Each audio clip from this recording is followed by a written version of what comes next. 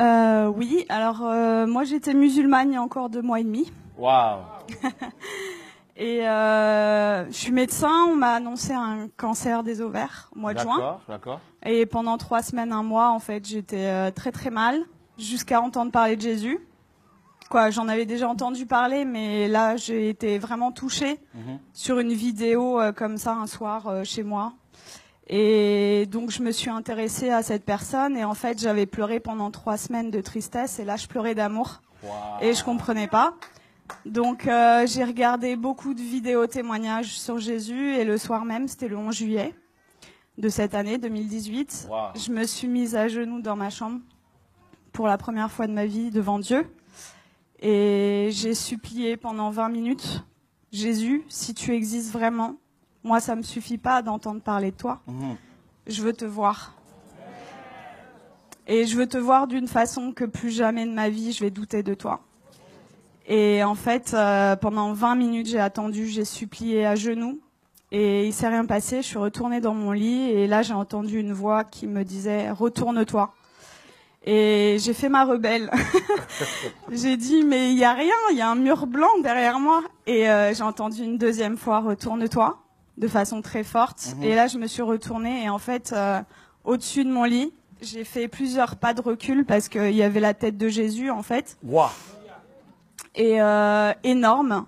Et en fait, dans ses yeux, nos yeux sont pas, ses yeux sont pas comme les nôtres en fait. Il n'y a pas un cercle quoi. Il y a tous les univers dans ses yeux.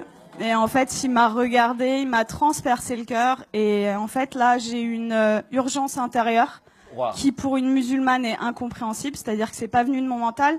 Je devais me faire baptiser le plus vite possible. Oh, wow. Donc le lendemain, j'ai cherché partout où me faire baptiser. J'ai regardé des églises sur Internet. J'étais devant des églises, j'étais là postée. C'était le 12 juillet et ça parlait pas à mon cœur. Je disais non, non, non. Les catholiques, les protestants, non, non, non. Et à la fin de la journée, j'ai dit à Jésus, tu m'as donné cette envie-là, donc guide-moi. Et donc il m'a guidée en fait vers des personnes qui font des baptêmes dans des lacs, des piscines, des trucs. Et donc j'ai été baptisée le 13 juillet 2018. Et là, j'ai vraiment vu, parce que en fait, je suis médecin psychiatre, addictologue, et je croyais pas trop aux esprits, tout ça. Et là, j'ai vu des esprits sortir de moi, etc. Wow. Donc j'ai dit.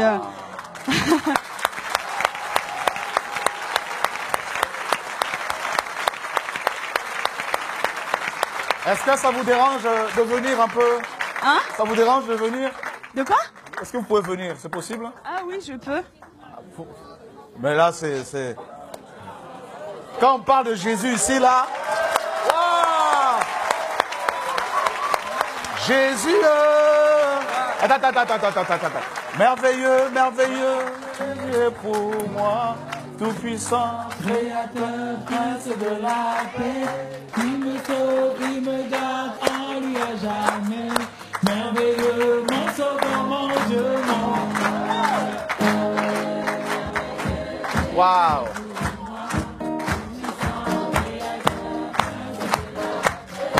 Il me sauve, il me garde en lui à jamais.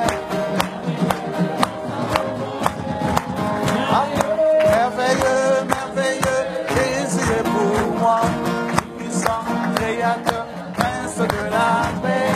Il me sauve, il me garde en lui à jamais.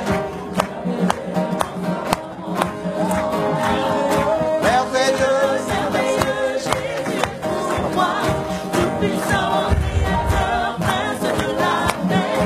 il me sauve, il me garde en lui à jamais. Merveilleux, mon sauveur, mon Dieu, mon roi. Merveilleux, merveilleux, Jésus est pour moi, tout puissant, créateur, prince de la paix. Il me sauve, il me garde en lui à jamais. Merveilleux, mon sauveur, mon Dieu, mon roi.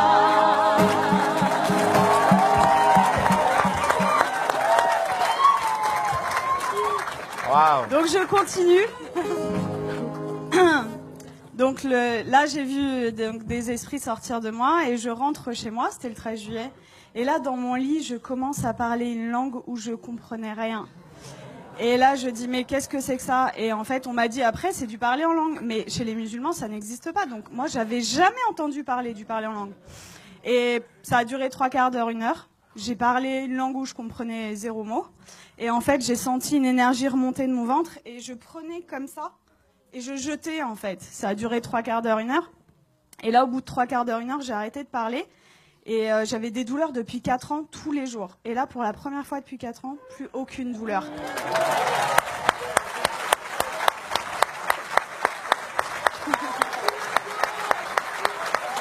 Wow.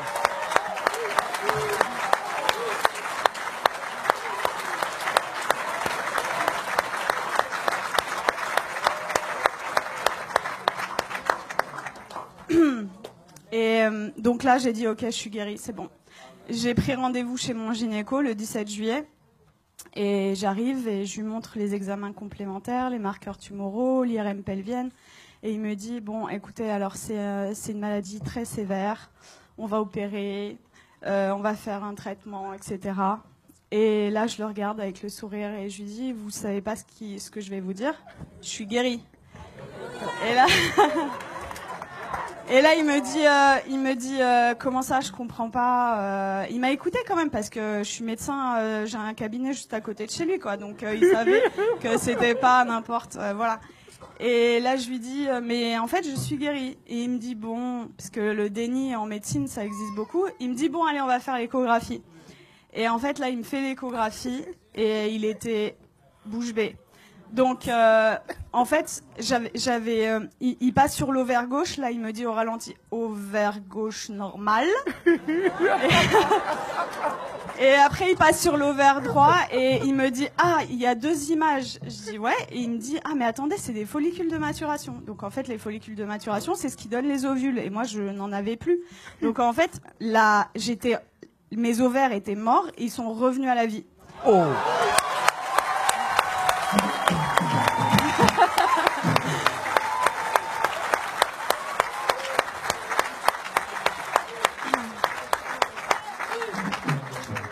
Et là, il retire la sonde et il me dit, vous vous rhabillez, vous allez m'expliquer ce qui s'est passé. Et du coup, je lui raconte en gros que j'ai rencontré Jésus 6 jours avant, qu'il m'a guéri et tout. Et il me dit, bon, écoutez-moi bien. Moi, je crois en Dieu, donc je pense que c'est possible. Je suis juive, donc je pense que c'est possible. Mais vous êtes médecin, attention, gardez ça pour vous. Et là, je lui ai dit, j'ai rigolé. Je lui ai dit, c'est impossible. Je lui ai dit, je veux que le monde entier...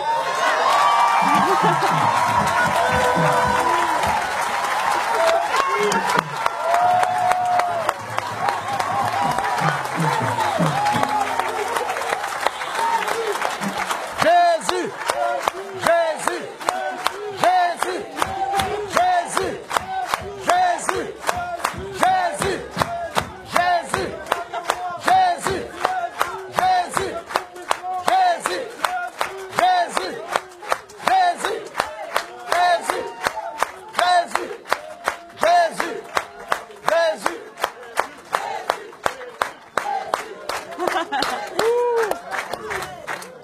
Je lui ai dit, je veux que le monde entier sache que Jésus est vivant. Et il m'a dit, bon, ok, et il m'a fait mon compte-rendu d'échographie, qui était normal, c'était un plaisir pur, et il me le rend, et là il me dit, est-ce que je peux vous faire la bise, au lieu de me serrer la main? Je dis, bien sûr. Et il me prend le visage, et il me dit, que Dieu vous garde. Et en fait, ce que je raconte partout autour de moi, c'est, tout à l'heure, le frère disait que vous aviez vécu au Cameroun l'acte des apôtres.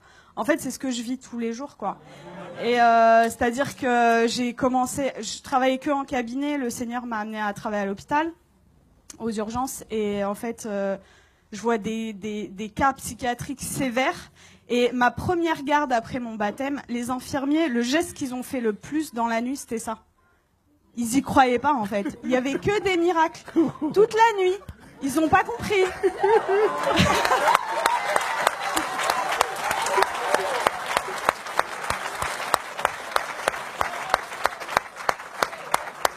Et en fait, partout où je vais, partout où le Seigneur donc est avec moi, il se passe des miracles. Et c'est ce que je dis, en fait. Moi, ça fait que 2 mois et demi que je suis chrétienne. Et je vois les frères et sœurs, ils osent pas parler de Jésus. Ils ont limite honte de lui. Je dis, mais oh! Moi, je vais au salon de coiffure, il y a des coiffeuses qui sont guéries. Je vais à la boulangerie, à la boulangère.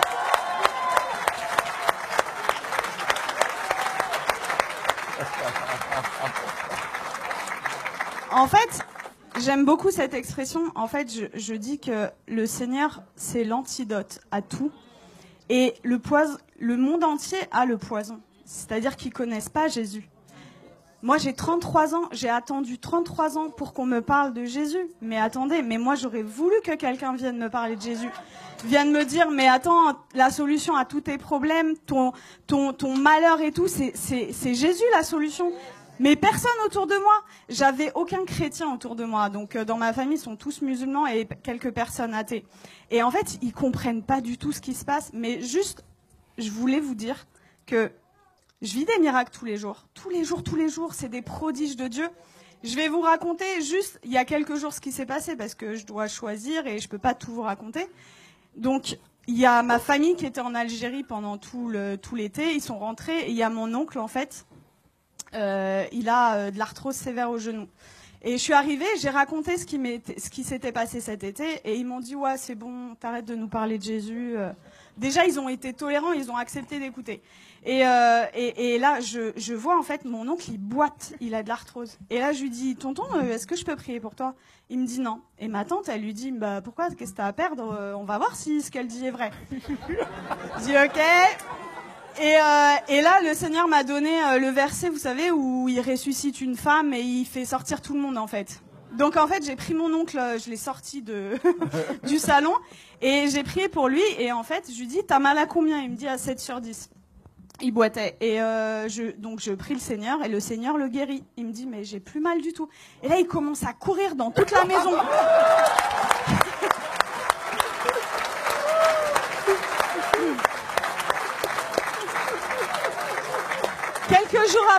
Quelques jours après, je retourne dans la famille et là, il me dit, Nermine, tu vas pas me croire, j'ai vu mon ophtalmo. En fait, il voit son ophtalmo 2 fois par an, et pour son glaucome. Donc, le glaucome, c'est une maladie chronique, c'est à vie, c'est comme le diabète. Et il me dit, l'ophtalmo, il a pas compris, j'ai plus de glaucome.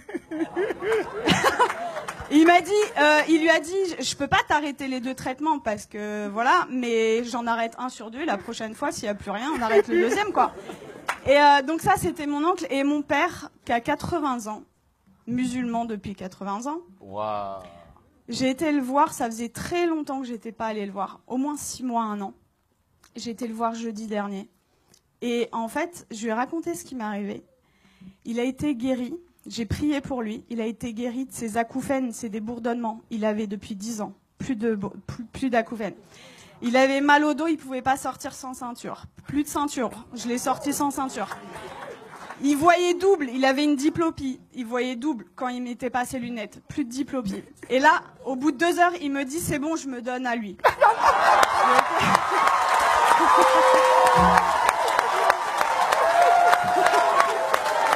Jésus.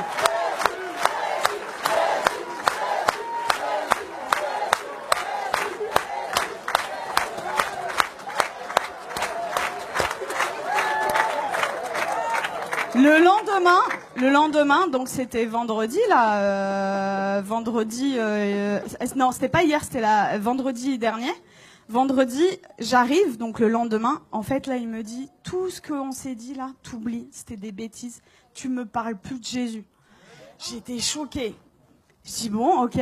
Et là, dans ma tête, au bout de 2 minutes, je dis non, ça va pas se passer comme ça. Et ça, vraiment, les frères et sœurs, c'est un truc hyper important. Vous priez, mais il faut proclamer aussi ce qui est écrit dans la parole. Et donc, dans ma tête, j'ai dit, je proclame qu'il appartient à Jésus. Je proclame qu'il appartient à Jésus.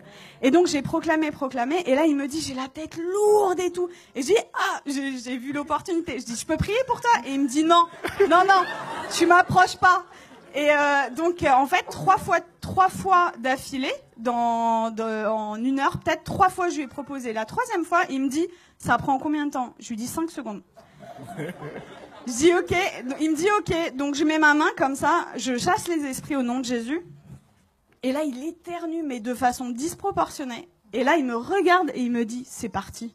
Je dis, ah ouais? Et il me dit, tu crois que ça a un rapport avec ta prière? Je dis, bah totalement. Et du coup, on est reparti à parler de Jésus. Je l'ai sorti, on est parti manger ensemble. Ça faisait 20 ans, ça faisait 20 ans qu'on n'était pas sortis ensemble. Et en fait, je lui ai parlé du baptême dans l'après-midi. Et dans l'après-midi, il me dit, ok, je suis ok pour être baptisé. Donc là, j'étais là, j'ai dit, je vais te baptiser dans ma baignoire, mais je voulais pas le faire toute seule.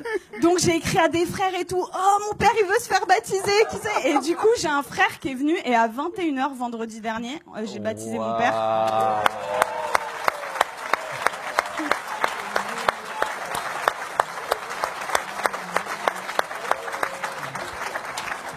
Et voilà, pour vraiment vous dire que rien n'est impossible. Il a 80 ans, il est musulman, jamais. Alors après ma conversion, le Seigneur m'avait donné une vision où je baptisais mon père. Je disais ok Seigneur, mais waouh.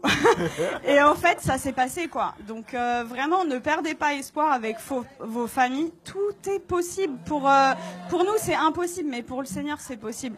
Et voilà, vraiment, votre vie, ça devrait ressembler au l'acte des apôtres, quoi. Donc vraiment, n'ayez pas honte de parler de Jésus. Qu'est-ce que ça va vous coûter? Vous passez à la boulangerie. Vous savez, moi, je suis dans ma voiture et même sur le périph', j'ai des gens. En fait, je loue le Seigneur. J'ai effacé toutes mes musiques du monde là et j'ai mis des louanges. Et donc je chante et tout, et même sur le périph', il y a des gens, ils passent sur le périph', ils me font comme ça, et moi j'ouvre ma fenêtre et je leur dis Jésus est la réponse.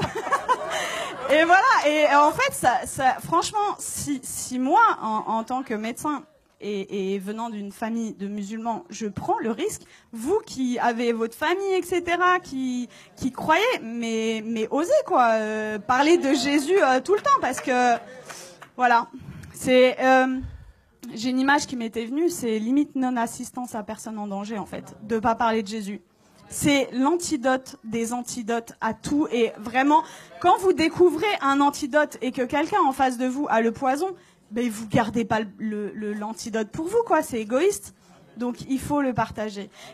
Wow. Voilà. Et tout à l'heure, je suis arrivée, j'ai parlé avec Laurent et ça m'a beaucoup touchée parce que quand j'étais petite, en fait, quand on me demandait quel métier tu veux faire, je disais Mère Teresa. Et dans une famille musulmane, vous imaginez, et ils m'ont dit non, ça va pas être possible. Non, tu vas changer, tu changes. Et du coup, j'ai dit bon bah ok, je vais être médecin. Et en fait, c'est incroyable comment le Seigneur il est en train d'organiser les choses. Et du coup, quand Laurent m'a parlé d'orphelinat tout à l'heure, je sens que j'ai un appel fort Amen. Pour ça. Et voilà, on verra comment le Seigneur fait les choses. Mais voilà, Dieu vous aime beaucoup et croyez. Alléluia.